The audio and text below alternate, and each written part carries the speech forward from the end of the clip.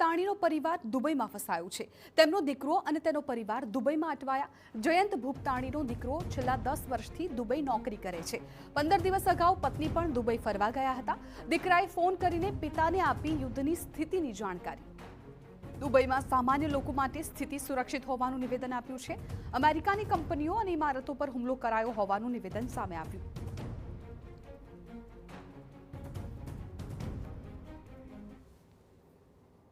અહીંયા જે રીતનું વાત કરે છે એ પ્રમાણે ત્યાં અત્યારે દુબઈમાં એટલું બધું કંઈ તકલીફ જેવું છે નહીં, અને બર દુબઈમાં તો કોઈ જાતની તકલીફ નથી। ત્યાં આપણા ગુજરાતી પરિવાર ખૂબ જ રહે છે ત્યાં, અને ત્યાંનું એ લોકોનું કહેવાનું છે કે અમને અહીંયા કોઈ જાતની તકલીફ નથી।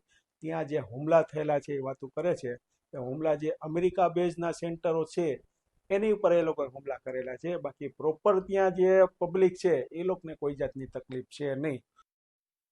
વિશ્વમાં યુદ્ધના ભણકારા વાગી રહ્યા છે ત્યારે રાજકોટનો પરિવાર દુબઈ ફસાયો હોવાનું સામે આવ્યું।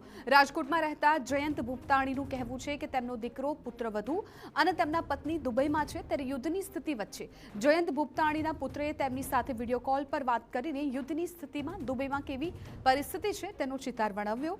હાલ દુબઈની સરકાર દ્વારા સામાન્ય લોકોને યોગ્ય સૂચનાઓ આપવામાં આવી છે। લોકોને ઘરની બહાર ન નીકળવા તેમજ ઘરના દરવાજે અને બારી પાસે ન ઊભા રહેવા માટે મેસેજ જાહેર કરવામાં આવ્યો।